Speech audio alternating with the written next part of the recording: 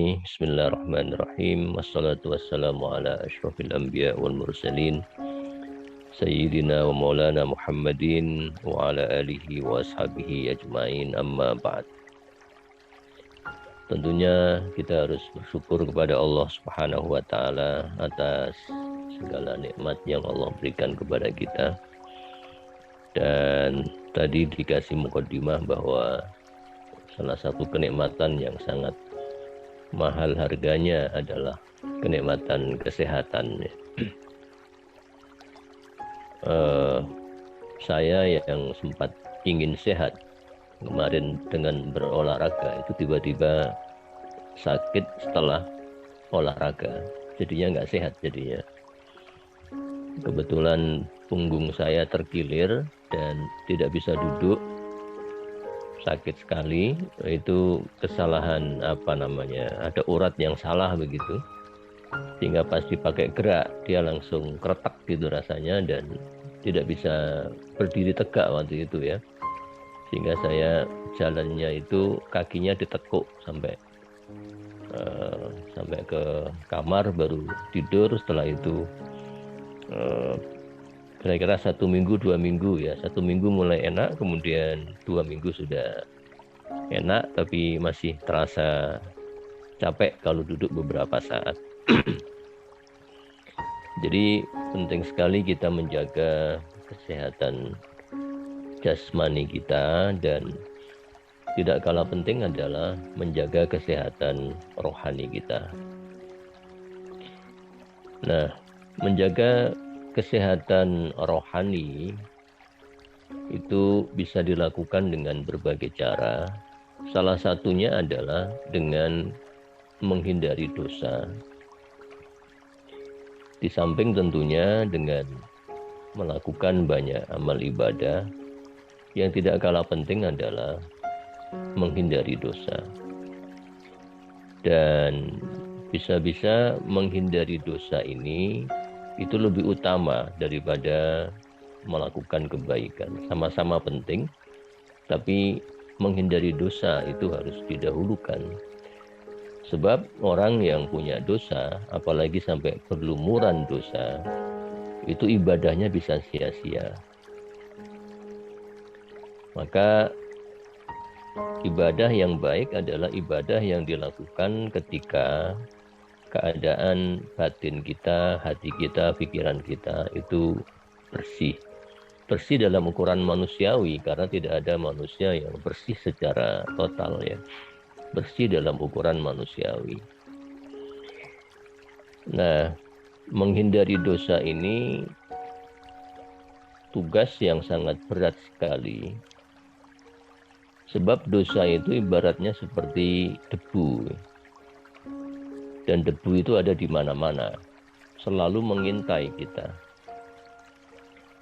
Rumah itu kalau nggak kita bersihkan setiap hari, dia akan kotor.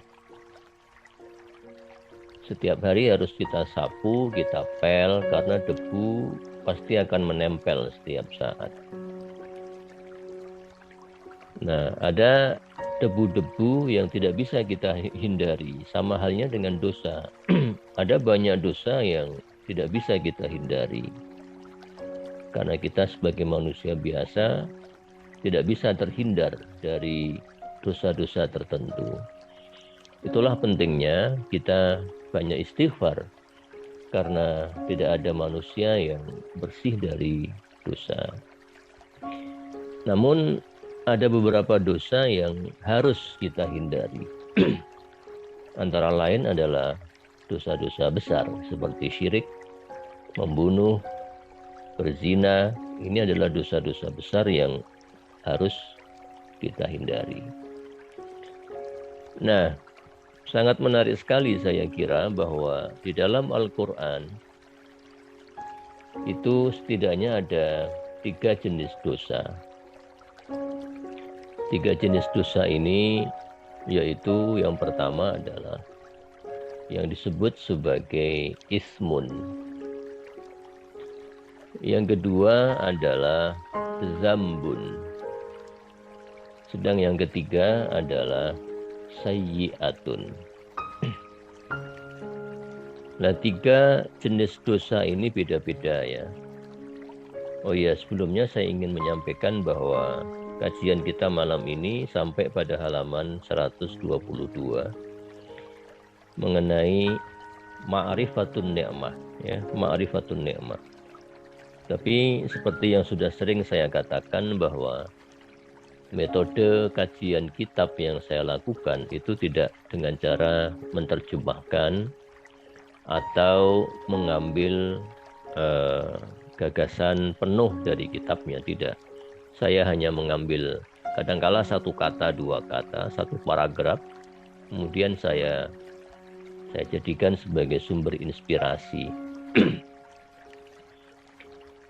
Nah, jadi ada 3 kata dalam Al-Quran mengenai dosa, dan ini sekaligus merupakan konsep Al-Quran mengenai dosa.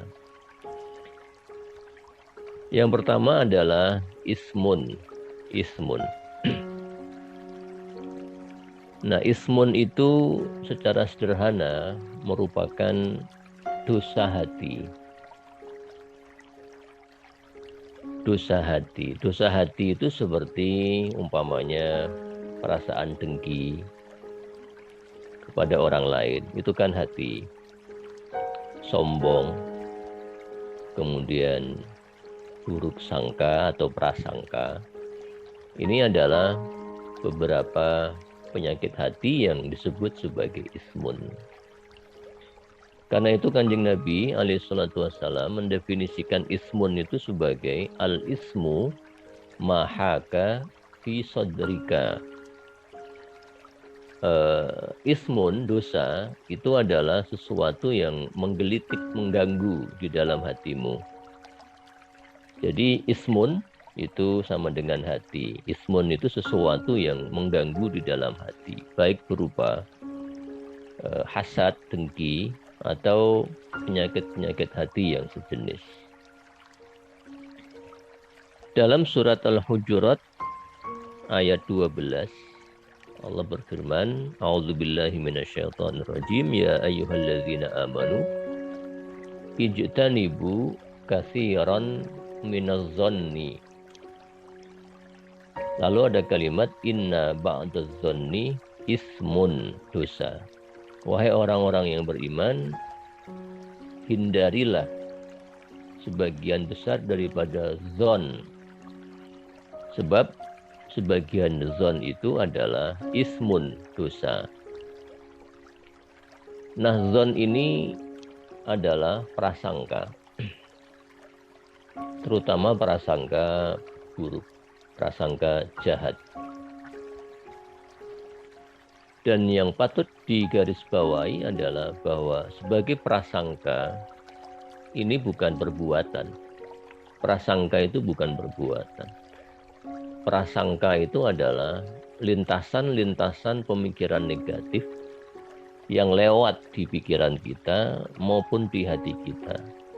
Ini belum perbuatan, ini belum tindakan, masih berupa lintasan-lintasan pemikiran yang negatif. Saya kira kita harus harus mengatakan ya bahwa ini sesuatu yang luar biasa. Bahwa konsep dosa dalam Islam itu bukan hanya sesuatu yang kita lakukan, bukan tindakan, tidak hanya tindakan. Dosa, sesuatu dikatakan dosa itu bukan hanya sesuatu yang kita lakukan, tapi sesuatu yang terlintas dalam pikiran kita, dalam hati kita. Jika itu negatif, itu juga termasuk dosa. Jadi saya kira ini sungguh luar biasa betapa Al-Quran, betapa Islam, agama kita itu sudah memberi rambu-rambu kepada kita. Awas ya, awas bahwa dosa itu adalah tidak hanya yang Anda lakukan, tapi juga apa-apa yang Anda pikirkan. Nah, mengapa sesuatu yang kita pikirkan, yang kita batin itu, kalau itu negatif, itu dianggap dosa? Mengapa demikian? Pertama-tama karena Islam ingin membentengi kita bahwa perbuatan dosa itu berawal dari pemikiran tentang dosa, ya. Nah, ini juga sesungguhnya ada sentuhan psikologis di sini bahwa tindakan manusia itu tidak pernah lepas dari pikirannya. Maka ada kalimat, you are what you think you are. Anda itu adalah siapa yang Anda pikirkan. Kalau Anda memikirkan diri Anda ini orang hebat, maka jadilah Anda orang hebat. Kalau Anda hidupnya itu pesimis, maka jadilah Anda orang pesimis, nggak berhasil. Ya. Kalau Anda merasa bisa, maka bisalah Anda. Dulu di pondok kan ada kalimat itu, you can, if you think, you can. Itu di Gontor ada kalimat kayak begitu ya. Kamu ini bisa kalau kamu yakin kamu bisa. Sebaliknya juga benar. Kamu ini nggak bisa kalau kamu yakin kamu tidak bisa. Jadi pikiran kita itu mempengaruhi siapa kita. Nah, ini sungguh pelajaran yang terselip dalam surat Al-Hujurat tadi itu ayat 12. Zon, prasangka, dan prasangka itu adalah apa yang ada di hati kita, yang di pikiran kita, itu harus dihindari.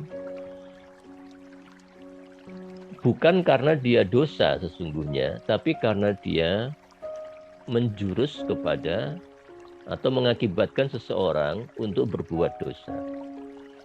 Karena itu kalimatnya, inna ba'dadh-dhonni ismun, ya. Itu kan juga harus kita pikirkan, itu kenapa, maknanya itu apa. Saya tidak bermaksud menafsirkan, karena saya bukan ahli tafsir, tapi saya sering bertanya saja ketika membaca Al-Quran, itu sering bertanya, ini kok kenapa begini, nggak begitu. Jadi saya ulangi kalimatnya kan, ijtanibu katsiran minadh-dhonni. Oke lah, kita lupakan kasiron di sini ya. Kemudian ada kalimat inna ba'dadh-dhonni. Ada kalimat ba'd di situ. Kok tidak inna dzonna ismun, umpamanya begitu ya. Kalau inna dzonna ismun, itu artinya bahwa zon, berprasangka, itu dosa. Langsung ya, to the point. Inna dzonna ismun, berarti berprasangka itu dosa. Kenyataannya adalah berprasangka itu tidak dosa. Yang dosa itu inna ba'dadh-dhonni, sebagian daripada prasangka. Nah, kalimat ba'dadh-dhonni menurut hemat saya itu karena tindakan kita yang lahir dari prasangka kita itu adalah bagian dari prasangka, atau tindakan kita itu bagian dari prasangka kita. Sehingga yang dosa itu adalah ba'atnya, bukan zonnya, gitu ya. Yang dosa itu ba'atnya. Jadi saya ulangi, andai barangkali saya kurang jelas, tindakan kita itu adalah bagian dari prasangka kita. Maka kalimatnya ba'dadh-dhonni, sebagian. Sebagian di sini adalah tindakan kita itu. Tindakan yang lahir dari prasangka. Itulah yang dosa, bukan zonnya yang dosa. Jadi kalau kita berprasangka buruk, itu sesungguhnya nggak dosa sesungguhnya. Yang dosa adalah tindakan yang lahir dari prasangka buruk itu. Maka kalimatnya inna ba'dadh-dhonni. Ini saya lama ya memikirkan kalimat ini. Lama, saya sudah lama. Dan tidak pernah ketemu jawabannya ya. Kemudian saya pikir-pikir dengan merujuk beberapa kitab. Kemudian saya memahami, oh iya ya, kenapa kok bukan inna dzonna ismun, sesungguhnya prasangka itu dosa. Kok pakai ba'at segala macam. Kalimat ba'at ini ternyata seperti itu ya. Tindakan tadi itu, tindakan yang lahir dari adzon. Wallahu a'lam ya. Tapi ayat semacam ini membuat kita berpikir lah ya. Belum lagi yang ijtanibu kasiron. Ada kalimat kasiron di sini yang saya belum sempat mencari ya penafsirannya atau maknanya. Yang saya cari baru inna ba'da dzanni. Kenapa kok tidak ijtanibu az-dzanna umpamanya begitu. Jadi begitu, yang pertama dosa itu adalah ismun ya. Maka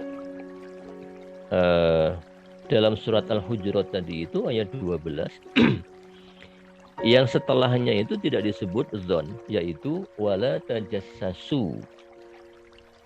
Dan janganlah kalian memata-matai.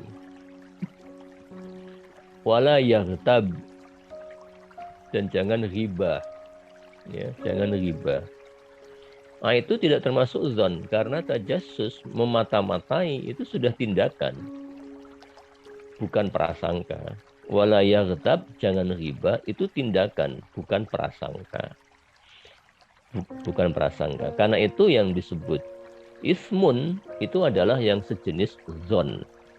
Maka kalimatnya inna ba'da dzanni ismun. Kalimat ismun di sini merujuk kepada az-zon. Adapun yang tajassus dan riba itu tidak termasuk ismun karena dia bukan penyakit hati, melainkan sebuah tindakan. Jadi begitulah bahwa jenis pertama ya dosa itu adalah ismun. Dosa hati ya, dosa hati. Dosa hati, bukan dosa tindakan. Jenis yang kedua adalah zambun ya, zambun. Zambun ini tindakan, bukan lagi hati. Dia merupakan tindakan yang berbau dosa ya, berbau dosa.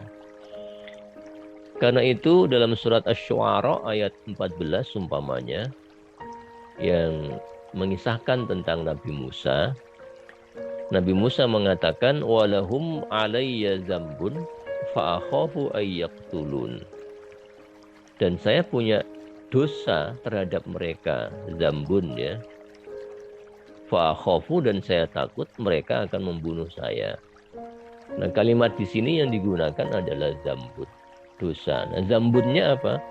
Zambunnya adalah bahwa Nabi Musa pernah memukul ya salah satu daripada mereka sampai meninggal.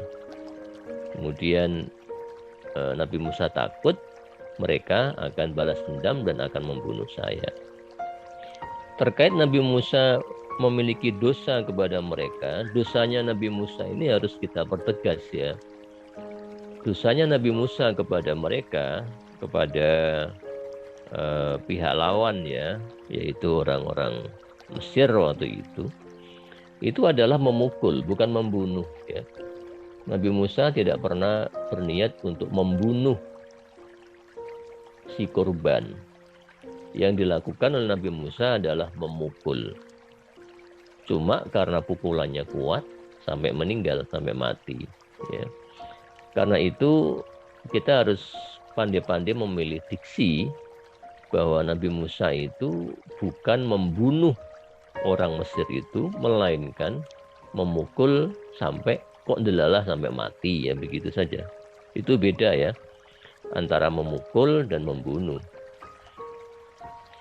Yang penting di sini kalimat yang digunakan adalah zambun, bukan ismun. Kalau ismun adalah dosa hati, kalau zambun itu dosa perbuatan, dosa tindakan.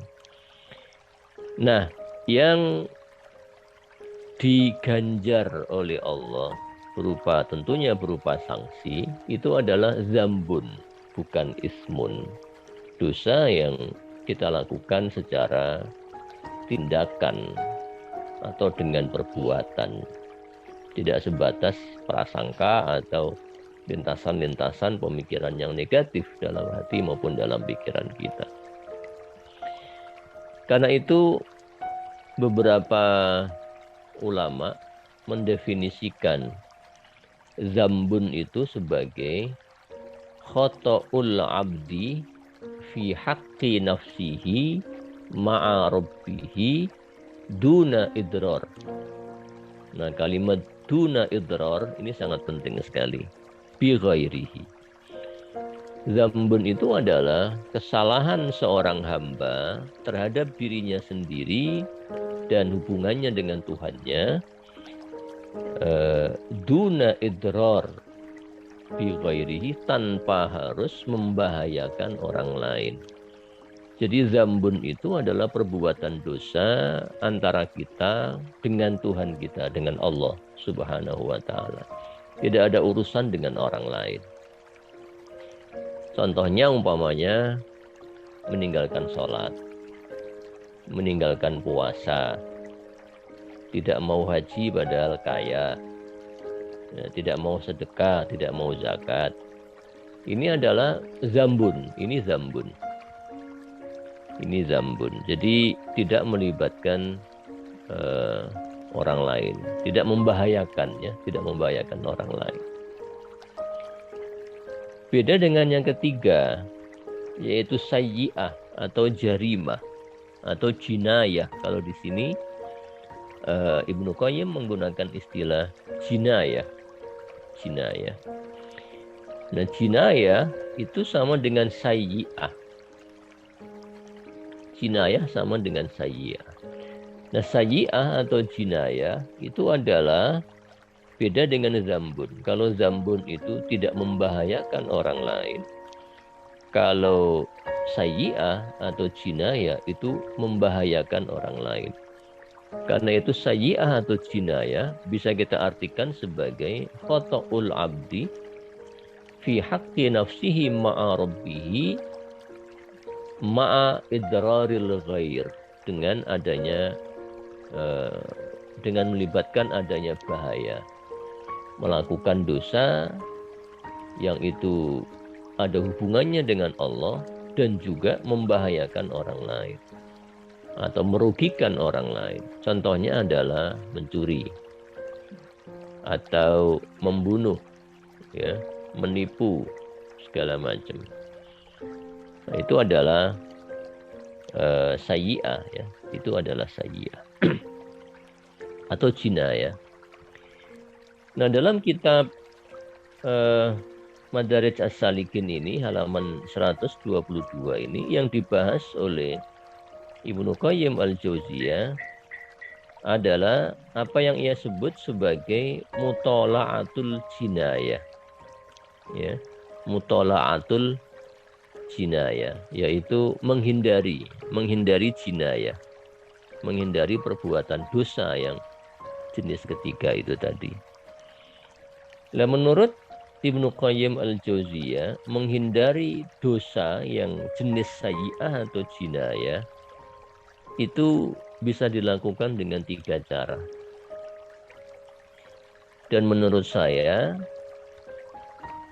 kalau saya pikir-pikir, 3 cara ini itu juga berlaku untuk atau sebagai cara menghindari dosa yang jenis pertama ismun, jenis kedua zambun, wabil khusus jenis ketiga sayyi'atun atau jinayatun.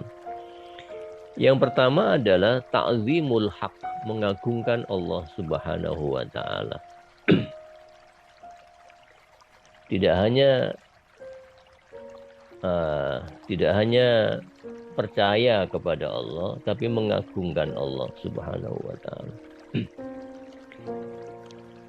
Nah, ta'zimul haq itu konkretnya seperti kalau kita sholat, itu seperti kita posisi ruku, ya. Mengagungkan Allah itu seperti kita dalam posisi ruku. Kalau mempercayai Allah, sekedar beriman kepada Allah, itu seperti posisi kita takbir, ya. Maka sholat ini mengandung, gerakan-gerakan sholat ini mengandung banyak makna-makna simbolis, ya. Makna-makna simbolis. Kita itu beriman kepada Allah itu disimbolkan dengan kalau sholat takbir ya, Allahu Akbar. Iman itu kayak pasrah kepada Allah Subhanahu wa taala. Kalau ta'zim, mengagumkan, itu seperti kita posisi rukuk ya. Karena itu dalam rukuk kita akan membaca subhana rabbiyal azim. Subhana rabbiyal azim. Maha suci Allah yang maha agung, azim wa bihamdi. Nah, azim, jadi azim, menta'zimkan, mengagungkan Allah.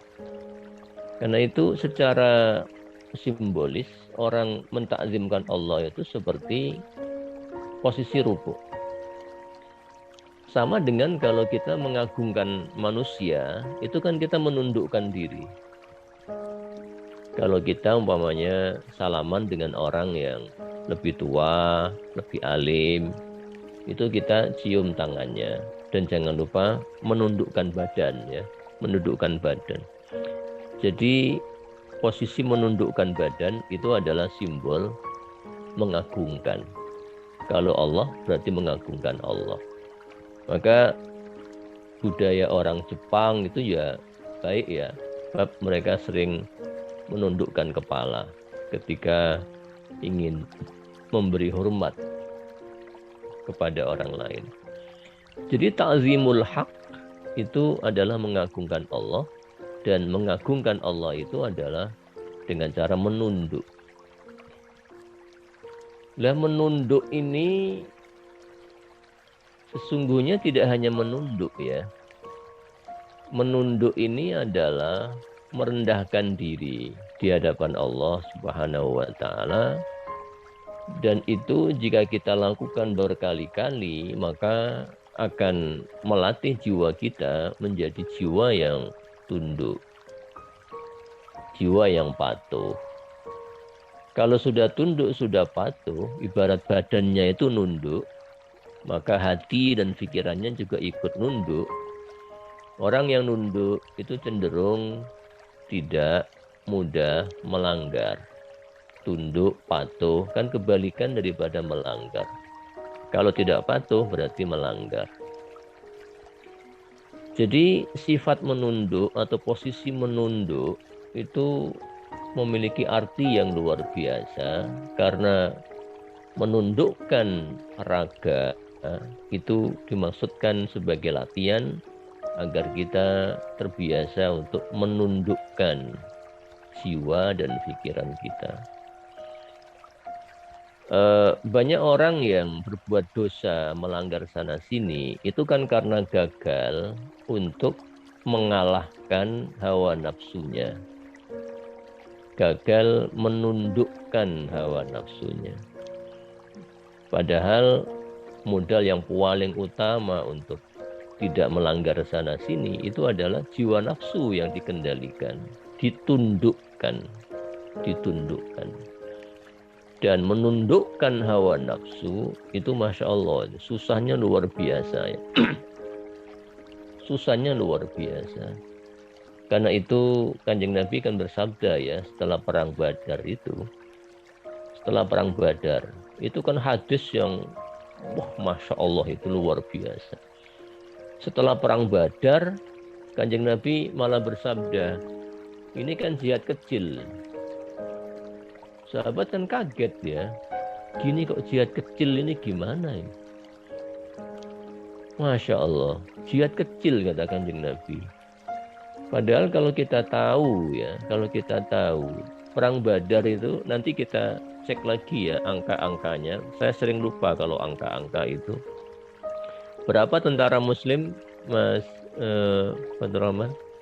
200 ya? 313. 313. Tentara musuh 1000 ya? Musuh 1000. Iya, 1:3 ya. Itu baru jumlahnya ya, baru jumlah manusianya itu. Dilihat dari jumlah manusianya saja, ini sudah perang besar ini, Badar ini. Padahal umat Islam waktu itu kurus-kurus, kurang gizi. Kenapa demikian? Karena selama bertahun-tahun Madinah itu diembargo.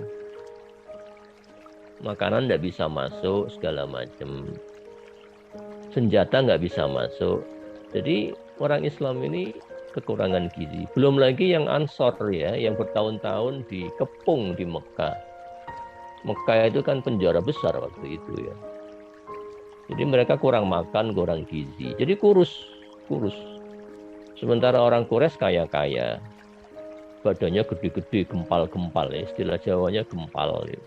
Kekar gitu ya.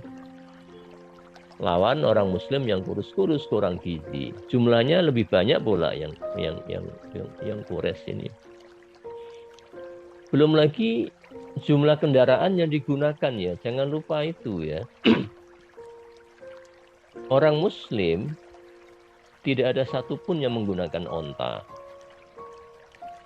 Sementara orang Quraisy itu kurang lebih 70 onta mereka menggunakan kendaraannya ini. Ini ada di kitabnya Burhan Furi ya, Ar-Rahiqul Maktum.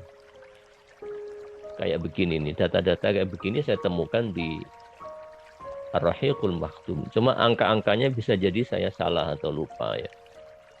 Jadi pihak Quraisy ini menggunakan 70 onta. Nah, saya membayangkan 70 onta dengan manusianya tentunya itu sudah cukup mengalahkan 300 orang Islam. Karena kekuatan satu onta setara dengan 20-30 orang. Ya, jadi satu onta kalau 70 onta tinggal dikalikan. Berarti dikali 20-30, 1.400. Jadi 70 onta itu setara dengan 1.400 manusia. Nah ini orang Muslimnya hanya 300. Itu baru onta ya, belum kuda. Nah kalau untuk kuda ini saya ingat betul, di dalam kitab Ar-Rahiqul Maktum itu dikatakan, orang Islam itu hanya membawa satu kuda. Dan yang mengendarai itu Kanjeng Nabi. Hanya Kanjeng Nabi yang pakai kuda. Kenapa pakai kuda? Karena beliau panglimanya. Bukan karena menang-menangan ya, bukan. Tapi karena beliau panglimanya. Sedangkan pihak Quraisy itu nanti kita cari lagi ya di Ar-Rahiqul Maktum ya. Jangan-jangan saya salah. Itu lebih dari 100 kuda. Itu bayangkan itu 100 kuda itu kalau satu kuda setara dengan 10 orang, berarti 100 kuda itu kan 700 orang. Itu baru onta dan kuda. Belum lagi peralatan perangnya. 1.000 tentara musuh itu semuanya menggunakan rompi anti panah. Semuanya. Orang Islam hanya satu yang menggunakan rompi anti panah. Kanjeng Nabi saja. Yang lain tidak. Lah begini kok disebut jihad kecil itu bagaimana? Ini jihad super besar. Cuma Kanjeng Nabi menyebutnya kecil. Yang lebih besar ada jihad melawan hawa nafsu. Waduh, Masya Allah. Berarti berat betul ya. Jihad melawan hawa nafsu. Kemudian saya pikir-pikir. Kenapa ya jihad melawan hawa nafsu ini berat? Sebab hawa nafsu itu adalah tentara. Satu yang tidak nampak. Kedua, kita tidak bisa mengukur kekuatannya. Ketiga, dia bisa menyerang kapan saja tanpa kita tahu dari mana arahnya. Kalau lawan berupa manusia, umpamanya ada lawan tentara A, umpamanya dari negara A. Sekuat apapun dia, kita bisa menganalisis kekuatan dia seperti ini, tentaranya segini banyak, pesawat tempurnya segini, tanknya sekian, kapal perangnya sekian, keahliannya tempur di laut atau di hutan atau di udara, itu bisa kita analisis. kapan dia akan menyerang, kita bisa antisipasi. Tapi kalau hawa nafsu, kapan dia menyerang, kita nggak tahu. Dari mana dia menyerang, kita nggak tahu. Dari depan, belakang, atas, bawah, kita nggak tahu. Seberapa besar kekuatannya, tidak bisa dianalisis. Karena itu berat sekali menghadapi tentara bernama hawa nafsu, dan strategi paling pas menghadapi hawa nafsu itu bukan ofensif, tapi defensif, bertahan. Jangan menyerang. Kalau menyerang, apa yang diserang? Maka strategi menghadapi hawa nafsu itu adalah defensif, bertahan. Karena itu agama kita mengajari kita untuk bertahan itu, untuk membangun benteng. Maka puasa disebut junnah, as-saumu junnah. Puasa itu junnah. Junnah itu benteng. Benteng apa? Benteng untuk bertahan dari gempuran hawa nafsu. Jadi tidak ada dalam agama kita itu ritual-ritual ibadah yang tujuannya untuk menyerang, melumpuhkan hawa nafsu, tidak ada. Yang ada adalah bertahan. Puasa untuk bertahan, sholat untuk bertahan. Ya, itu adalah strategi terbaik menghadapi hawa nafsu. Nah, kembali ke Ibnu Qayyim tadi itu, bahwa yang pertama itu ta'zimul haq, mengagungkan Allah Subhanahu wa taala adalah cara terbaik agar kita bisa terhindar dari perbuatan dosa. Kalau kita senantiasa mengagungkan Allah, jiwa kita akan tunduk. Kenapa? Karena yang kita tahu adalah hanya Allah yang Maha Agung. Sehingga dengan kesadaran akan keagungan Allah, kita akan merasa kecil, akan merasa tunduk, dan jiwa yang tunduk itu akan cenderung menjadi jiwa-jiwa yang patuh, yang taat. Yang kedua adalah ma'rifatun nafsi, ya, mengetahui diri, tahu diri. Sifat tahu diri ini sangat penting sekali kalau dalam hal umpamanya kesehatan, umpamanya kalau kita tahu kita ini kalau minum es akan langsung batuk, ya mbok ya jangan minum es, tahu diri. Kalau kita tahu takut ketinggian, mbok ya jangan naik tinggi-tinggi. Harus tahu diri. Kita tahu kalau nggak tidur malam itu akan seharian akan badan geges, ya. Ya mbok ya jangan begadang, kan gitu. Ya, itu ma'rifatun nafsi, tahu diri. Orang yang nggak tahu diri itu susah, ya. Bayangkan kalau kita anak nggak tahu diri, kita merasa kita ini bapak kita anggap anak. Nah, itu kan nggak tahu diri namanya. Atau istri, ya, kita nggak tahu diri, ini bukan istri saya, tapi dianggap istri sendiri. Ya kan kacau gitu. Itu namanya tidak tahu diri. Dan yang terakhir adalah tasdiqul wa'id, mempercayai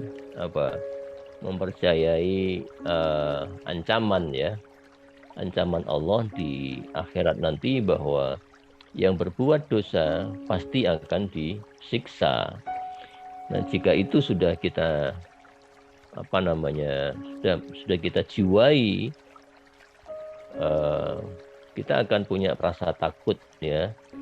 Takut akan siksa Allah, takut akan azab Allah, dan perasaan takut itu sangat positif, ya, dalam menggiring kita, mempengaruhi kita, membentuk kita agar memiliki kebiasaan atau ketaatan atau kebiasaan untuk menghindari perbuatan-perbuatan dosa. Saya kira begitu, Gus Fatur Rahman. Saya kira sudah 30 menit lebih. Mudah-mudahan sedikit, 40 menit ya saya bicara ini, kira-kira tadi dari pukul 5, ya 40 menit. Saya kira cukup. Kalau kelamaan nanti membosankan juga, ya. Insya Allah kita akan lanjutkan lagi minggu depan. Mudah-mudahan tidak ada halangan lagi. Karena minggu kemarin hari Selasa di sini hujan deras, Mas Abdurrahman. Iya. Dan itu aneh ya, karena musim kemarau, tapi hujan di sini. Iya. Cuma Sama, hanya Prof. sama ya. Di Jogja sekarang sedang hujan, ini barusan hujan lebat. Oh iya ya. Alhamdulillah. Ya, kemarin di sini 2 hari ya, Selasa sama Rabu itu hujan deras sekali. Kalau minggu ini tidak. Ya baik, saya kira begitu. Mudah-mudahan manfaat sedikit yang saya sampaikan ini. Terima kasih. Ihdinas siratal mustaqim. Wassalamualaikum warahmatullahi wabarakatuh.